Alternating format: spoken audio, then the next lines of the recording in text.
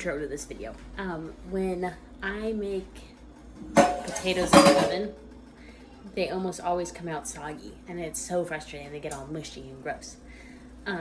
So Mattias has a trick that he uses to make sure that his potatoes are nice and crispy when they come out of the oven. So this video is Mattias's secret weapon in making crispy potatoes in the oven. We're making potatoes in the oven. Gosh, to make them crispy though, you need to rinse off the starch. So what we did is we rinsed them in a colander with water. You chop them all up. You put them in a colander, you put them in a bowl with running cold water, and then just toss them like you would a salad. And that rinses, the water will get really cloudy. That's the starch cooking off, which makes your potatoes floppy and wet. So you rinse them with cold water? So you rinse them with cold water, and once they're, you lay out a towel, put all the potatoes down, wrap it up, and just wring out as much water as you can. Lay the towel back out, make it to a single layer of potatoes, and then just kind of massage it to make the potatoes as dry as possible. Any moisture is gonna not look good. It's just not gonna have crispy skins. But now that the starch is rinsed off and they're all dry, odds are you'll get some crispy potatoes once they're done. So you peel the potatoes, chop them up, put them in the colander and rinse them with cold water. And then you dry them off really good.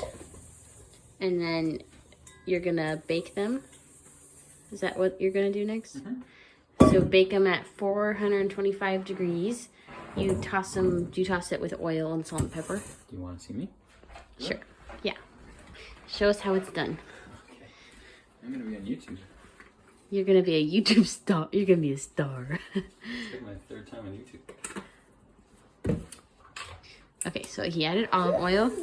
I added a lot because you can't do too much, honestly, because whatever doesn't go around the potatoes will just fall to the bottom of the bowl, and so it doesn't really There's matter. rosemary. Basil. Basil. Just a little bit of basil. Oregano. Oregano. And then I like a little bit of heat. Ooh, is that your secret weapon? Yeah. So a little bit of red pepper flakes. Really little bit. Just a tiny bit, like 5 flakes. And then some bunnies. And one thing with salt, Athena, is as you cook, the time at which you add salt will really change the flavor of the recipe. So you want to add salt consistently in little bits all throughout as you're cooking it. So for instance, we're adding some salt now, and that salt will taste differently than if we had just added it right at the end after they came out of the oven. So that's why sometimes when you're making a sauce, you'll add salt in the beginning and then again at the end, because that salt actually tastes differently, because cooking is all about chemistry. And so now you have potatoes evenly coated. Just use your hand, it's easier that way. And then you have a pan. Oh, how big of a pan? Like this pan? Yeah.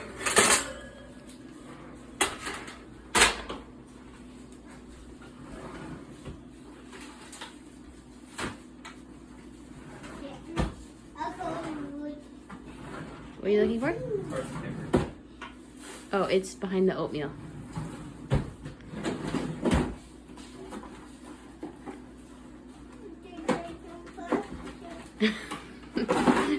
We're professionals here. So parchment paper again, Athena helps. Can you pull out a sheet? Yes. Pull some out.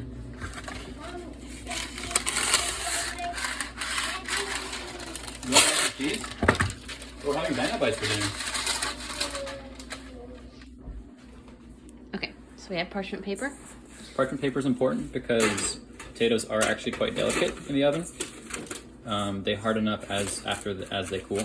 So the parchment paper helps you stir them when they're halfway done cooking, so that you can get other parts of their skin crispy. Now see all this oil? We actually don't want that. We're gonna pour it out as much as we can. You don't want too much oil just sitting in the bottom of the pan, because that just turns into moisture, and you only want the moisture to be inside the potatoes, not on what they're cooking on. So a drier surface is better, and that's why I use parchment paper.